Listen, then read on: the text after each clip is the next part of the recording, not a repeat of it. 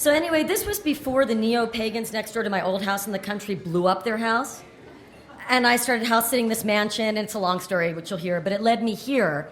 And I had just moved to Colorado from Brooklyn 8 months before, and I was in this state of new state love that made all these crazy things really possible, like eating a pound of peanut butter a week because life in Colorado was just like so active. Or becoming an alt-country fiddler because after years of playing classical violin, I'd realized that country was classical.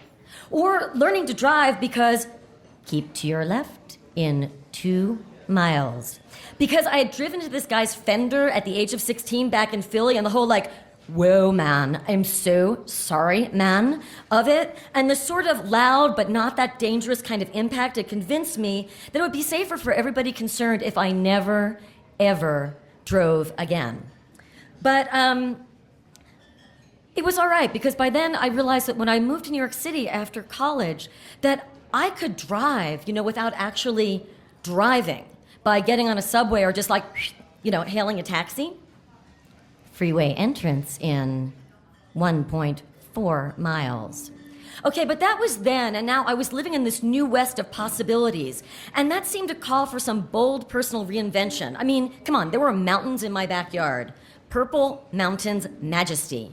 And I was playing solos with a band in a bar, and I had this commercial agent who would get me these voiceover jobs in Denver, which was a mere hippity-hop down the road from my house, 30 miles to the north in the unincorporated countryside of Boulder.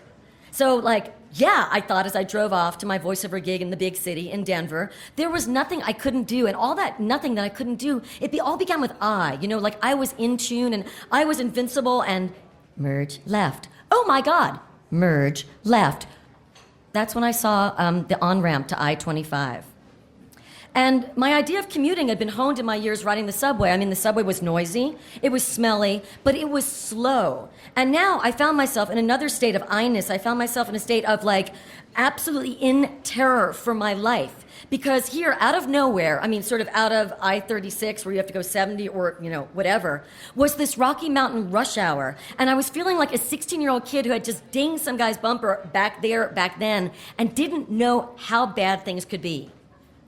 So now, if you're all comfortable with I-25, we're probably not going to see eye to eye on this vision. But to me, to someone who had never been on this on-ramp before, I-25 looked like the Cirque du Soleil meets Raceway Park of highways. There were truckers flying down the left lanes like they were listening to 6 Days on the Road while they were swinging Red Bull laced with meth. There were SUVs that were gunning down the middle road like truckers on vacation. There were roadside casualties. There were flashing lights. There were cars with Jesus fish on the back, and I will swear to you that those fish were sprouting hands so they could pray as those cars went racing down the highway. And as I looked at this, as I tried to get off the on-ramp onto the highway, I decided that there should have been some kind of vehicular immigration station at DIA when I flew in. And there should have been 2 portals to pass through, a you go lane for new Coloradoans who could make split decisions at 70 miles an hour, and another lane that read, have you thought about Ohio? And I hadn't thought about Ohio back then, of course, because I didn't know. And now it was too late. And I couldn't lift my hands from the wheel. I couldn't feel my hands, much less move them. So I sort of did this mental crossing myself, which was a pretty nonsensical thing for me to do because A, I'm Jewish, and B, I'm an atheist. But one of my bands had been playing this song called On a Wing and a Prayer, which sort of told me in 3-part harmony that when you are on what seems like a suicide mission, you need all the help you can get. Turn left. Turn left. Okay. So I turned left and I got on the on-ramp and I sort of made it across the highway kind of going like this, which is not a really good way to drive. So the next day I went to yoga class back up in Boulder. And the reason I did this is that the human brain, I determined, could only process one big emotion at a time. And the only thing I hated more than driving, truly hated more than driving, was yoga. Yoga is a practice of awareness and of respect for life's signs, the teacher kept saying. And I thought, oh, blah, blah, blah. And I walked out to the parking lot, and there, parked beside my car, was a 4-door sedan with a big yellow and black sign on top. It said, driving school. And there was a number on the sign, and there were these 2 words, call us. So at 8 o'clock the next morning, I'm standing in the parking lot and I'm wearing my most sweat-absorbent shirt. See, both sides of my family that come from fashion retail, and God forbid something happens out there on the highway, they would say, at least your last ensemble, it should look flattering. So now I'm waiting for my teacher, whose name is Sam. I know that much because the driving school's receptionist has said to me, you need Sam, after I've told her my story, as if neurotic, ex-East Coast yoga-hating new Coloradans with I-25 adversity syndrome was actually listed in their course offerings. And that the syndrome, which I was now abbreviating as like Niki Hin Nikichiwais for short, was curable. So I'm in the parking lot, I'm wearing my non-sweatshirt, I'm pondering the idea of a fashionable death, when a pickup truck pulls up, driver's door opens, and this figure emerges, sort of broad-shouldered, crew-cut, work-booted. Hey, darling, I'm Sam, she says. Now, sorry I'm limping, but I was riding in the back seat. There's a couple fighting up front. She grabs the wheel from her. I reach for the baby, who's strapped in, by the way, and blam! I go out the back window, down the road for 50 feet. It's 3 months in intensive care, but that was in Wyoming. Hey, what do you say we go for a ride? Now, I'm thinking this may not be a good sign, but I'm paying for the lesson, and I say, all right, let's go for a ride. Where are we going? And she says, we're going to go to the mountains. But I-25 is in the south. I say, the mountains, well, they're due north. One step at a time, Sam says.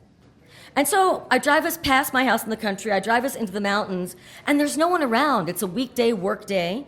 And I realize at that moment, in this kind of Colorado moment of clarity, that my fear of driving is more like a tree in the forest kind of thing. Like if there's nobody else around, I can actually enjoy myself, because if there's no one around, I can't hit them. Hey, I had a big fight last night with my boyfriend, Sam's saying, as we drive uphill. Well, actually, she's my girlfriend. I date girls. But being from New York, I guess you're used to people who live alternative lifestyles. And I'm like, okay. She goes, oh, good, because I'm a shaman. I'm in training, half Cherokee. The elders have asked me to study our ways based on my understanding of energy. And we're on this narrow road now. It's pitched between some really stunning aspens and a really steep cliff. The kind of cliff that cars sort of fall down in movies, and Rocky Mountain winters. And it's the kind of cliff a person might drive off, like if there was a deer coming the other way, which I sort of mentioned to Sam, and she says, oh, darling, the key to life is to use your energy. You could wait for that deer to come after your car, or you could use your energy and just push the deer away. And I say, dude. And she says, darling. She says, energy is a part of everything around us. Consider the trees. The trees are full of leaves. The leaves are full of life. The creek winding between the trees is energy and motion. It's light and life. And whoops, I said, and I dodged this word. She says, oh, now that, anything less than 3 feet tall, ask its forgiveness and run it down. And I'm like, dude. And she's like, darling, you got a cliff on your left. You have oncoming traffic on your right. Part of life is making tough choices. Oh, you want to slow down here, she says as we get back into town. And I say, because of the energy? And she says, no, because of the speed trap. Now, I spend the next week driving Sam style. I'm trying to repel deer from my car with my energy field. And it's working. Or at least there aren't a lot of deer out on the road. And now it's 8 a.m. a week later, and I'm in another what I hope is a death-defying shirt. And I'm facing Denver. How's it going with your men? Sam asks as we drive off the lot. And at this point out in the country, I'm living with 3 guys. There's a fire juggler.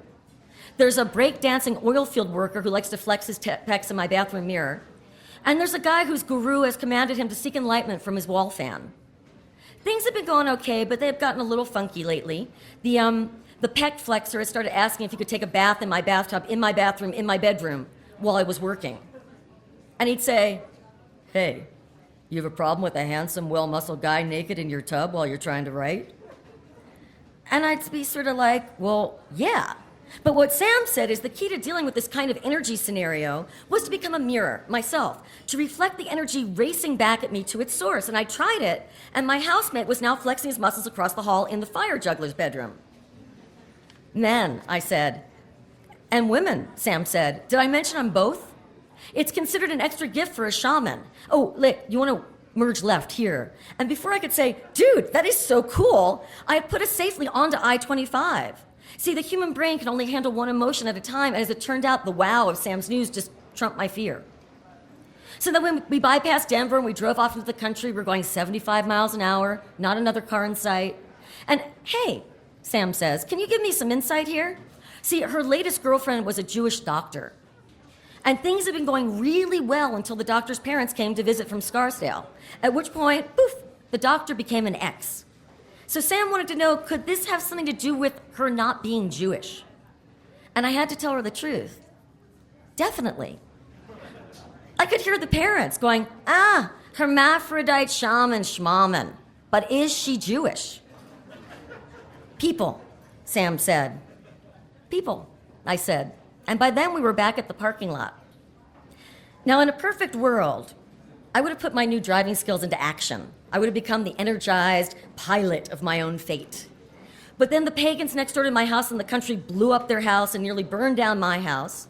And I became a house sitter, which is kind of a nice way of saying I didn't have a home. And then I sort of caught this thing that turned into pneumonia, and then I moved again. And by that point, certain friends were starting to say, listen, it might be a sign, like maybe you're just not cut out for Colorado. And I didn't have a lot of air back then, so I couldn't really disagree.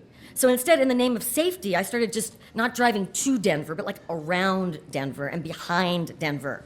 And I discovered I-93, which was a kinder, gentler road, slower, if sort of roundabout. And I guess, I could have gone on that way pretty much forever. Freeway entrance on the left. But then I booked this big voiceover job that I'm driving to right now. And when I served the turnoff to that kinder, gentler I-93, I thought, oh, come on. If I can talk for a living, I can do anything. And so I stayed on the highway instead of turning off, and I saw the sign, and I drove toward it. Which brings me here, again, to the I-ramp of I-25, looking death. Or is it just, driving in the face? And I don't have Sam, but I do have this story, and I've got my GPS, and I have country radio up at full volume.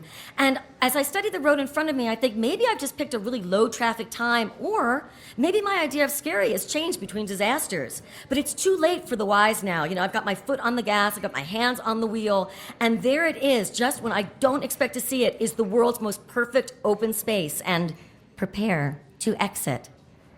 I exit, and I enter. And there it is, and it's kind of really fun. I'm merging.